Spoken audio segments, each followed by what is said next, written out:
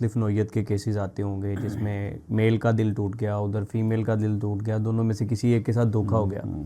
لیکن اگر میں آپ سے یہ پوچھوں کہ زیادہ کیسز کس کیٹیگری میں ہیں یا زیادہ مسائل کہاں پہ ہیں, تو وہ کیا ہوں گے؟ زیادہ مسائل ہیں شادی نہ ہونے کے. اوکے.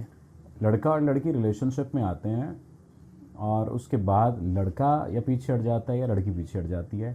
وجوہات مختلف ہو سکتی ہیں, ذاتی وجوہات ہو سکتی ہیں, معاشرتی وجوہات ہو سکتی ہیں, یا ان کی پرسنل یعنی خاندانی وجوہات ہو سکتی ہیں. ٹھیک ہے. ذاتی وجوہات میں یہ آتا ہے کہ دل بھر گیا, اوکے, ایک سیدھا سادہ کھولیا. ٹھیک ہے. اب اس کے وہ مختلف بہانے بناتا ہے. اوکے. ماموں نہیں مان رہا, چاچو نہیں مان رہا, تایا نہیں مان رہا, دادی نہیں مان رہی, خالہ نہیں مان رہی, امی نہیں مان رہی, ابو نہیں مان رہا, کوئی ایک رشتہ دار نہیں مانتا. یہ ذاتی وجوہات ہیں. ورنہ مرد کی جانب سے اگر یہ مسائل ہیں, عورت کو تھوڑا سا مارجن آپ دے دیجئے اس بات کا. اگر مرد کی جانب سے مسائل ہیں تو اس کا مطلب وہ خود نہیں چاہ رہا. اچھا, ٹھیک ہے. ادروائز وہ کنونس کر لیتا ہے, کنونس کر لیتا ہے سر, کنونس کر لیتا ہے. آپ نہیں کر رہے کنونس اپنے ذاتی معاملات میں, آپ اپنے پیرنٹس کو کنونس نہیں کرتے.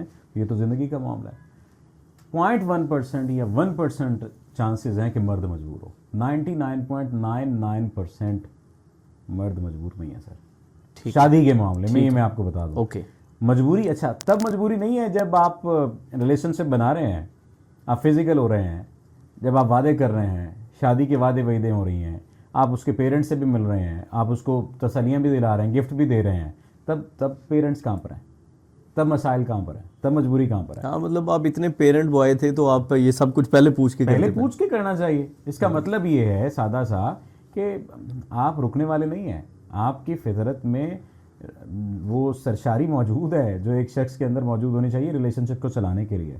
لیکن چونکہ آپ کا 2 سال 2.5 سال 3 سال بعد دل اوب گیا, بھر گیا.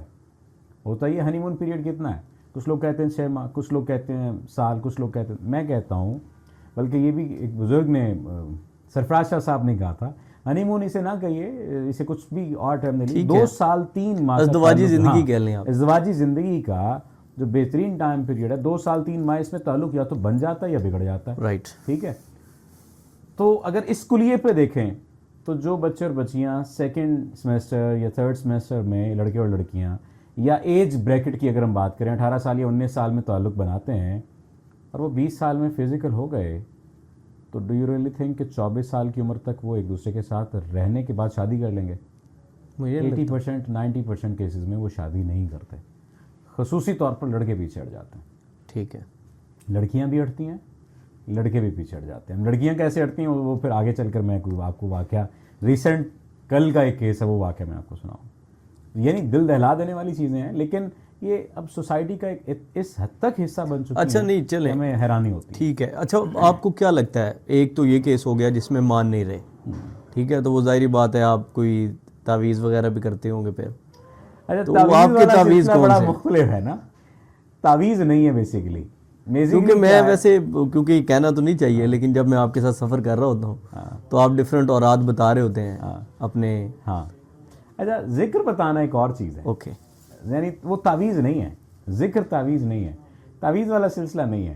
میں نے ابھی, آپ وہ وائس میں سے سن رہے تھے, انہوں نے کیا کہا کہ پہلے زندگی کیا تھی, عذاب تھی, اور اب زندگی سکون میں آ گئی ہے آپ سے رابطے کے بعد. وجہ یہ ہے کہ سامنے والے شخص کو اگر بتا دیا جائے کہ یار یہ چیز تمہیں سوٹ کرتی ہے, اس پر عمل کر لو, اوکے, یہ کھانا کھا لو, یہ پانی پی لو, اور یہ چیز پڑھ لو, تو اس میں کوئی بری بات نہیں ہے. اور اس سے نہ ہی تو کوئی میں مفتی کبھی بن جاؤں گا, نہ کوئی عالم دین ہوں کہ مجھے یا یوں کہہ لیجئے کہ عامل بھی نہیں بن جاؤں گا میں, کیونکہ بحیثیت مسلمان ایک نارمل مسلمان بھی کہیں نہ کہیں روحانی درجہ رکھتا ہے.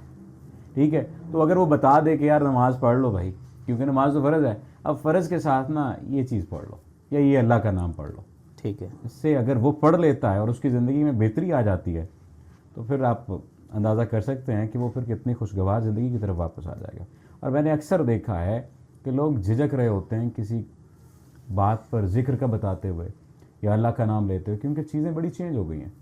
وہ یہ ضروری سمجھتے ہیں کہ پہلے خانقاہ بنے گی, خانقاہ میں بیٹھا ہوا شخص ہی ذکر کا بتائے گا. ٹھیک ہے. وہ یہ ضروری سمجھتے ہیں پہلے پوری گیم ڈالی جائے گی, پیر بابا پیر خانہ بنایا جائے گا. نہیں, یہ ضروری نہیں ہے. میں اگر کسی شخص کے لیے حل سمجھتا ہوں کہ اگر یہ درود پاک پڑھ لیتا ہے اس کا مسئلہ حل ہو جائے گا، تو وہ اسے بتا دینا چاہیے، وہ پڑھ لے اور اس کا مسئلہ حل ہو جائے، تو کیا آپ کا کیا گیا، اس کا دنیا بھی بن گئی، آخرت بھی بن گئی، آپ کے لیے بھی صدقہ جاریہ ہو گیا۔ اچھا، آپ سے آپ کے تعویذ لینے ہو تو کیا طریقہ کار ہو سکتا میرے سے پھر آپ ملیں۔ ہے؟ چلیں، یہ تو لائٹ